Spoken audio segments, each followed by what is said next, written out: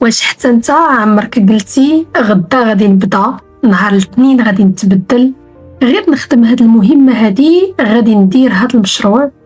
ولكن كيدوز نهار، كيدوز اسبوع، كيدوز عام، وكتلقى راسك باقي واقف في نفس البلاصة. المشكلة صديقي ماشي انك كسول، وماشي انك ما عندكش الإرادة، المشكل اعمق من هاد الشي بزاف. واليوم غادي نهضروا على واحد الحاجة كتدمر الأحلام ديال آلاف الناس بصمت. سميتي ليلى، مرحبا بك في القناة اللي كنتكلموا فيها على كل ما يخص النفس البشرية والمجتمع بالدارجة المغربية، بلا تعقيد وبلا كلام خاوي. بزاف ديال الناس كيشوفوا راسهم كسالى، كيحسوا بالذنب، كيقولوا علاش صحابي زادوا للقدام وانا باقي في بلاصتي.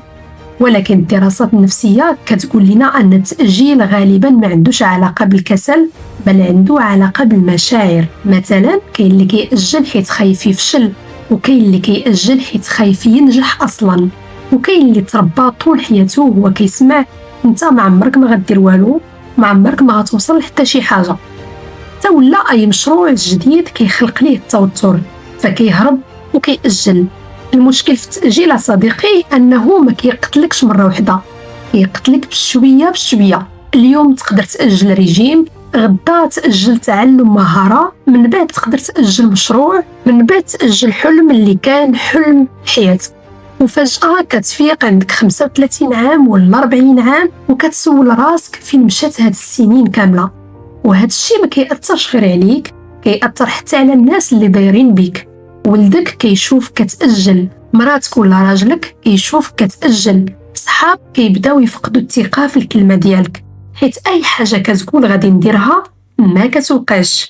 ومع الوقت الإنسان كيبدا حتى هو يفقد الثقة في راسو. أسوأ حاجة في التأجيل هي هاد الحلقة، كتأجل كتحس بالذنب، الثقة بالنفس كتنقص، كتولي المهمة أصعب فتأجل أكثر، وكتبقى داير في واحد الدائرة ما عندهاش نهاية.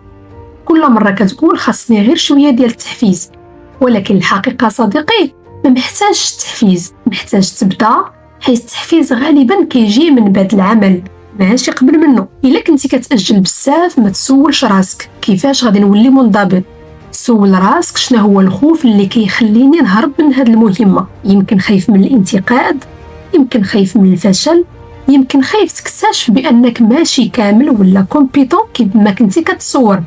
منين كتفهم السبب الحقيقي كيولي الحل أسهل، وبلا ما تحاول تبدل حياتك كاملة دقة واحدة. بدا بخطوة صغيرة بزاف وانت كتزيد، حيت العقل ديالنا كيقاوم التغيير الكبير ولكن كيتقبل التغيير الصغير. يمكن التأجيل ما ضيعش عليك غير أيام، يمكن ضيع عليك فرص، علاقات وأحلام.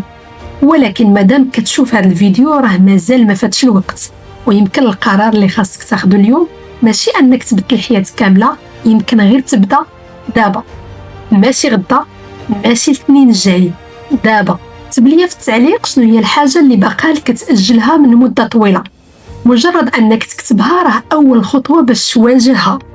وإلا عجبك هذا النوع ديال المحتوى النفسي والاجتماعي ما تنساش دير متابعه للقناه، ما تنساش الاشتراك في القناه وتفعيل الجرس باش ما تفوتك حتى شي فيديو جديده، لأن عقلك صديقي راه يستاهل يفهم.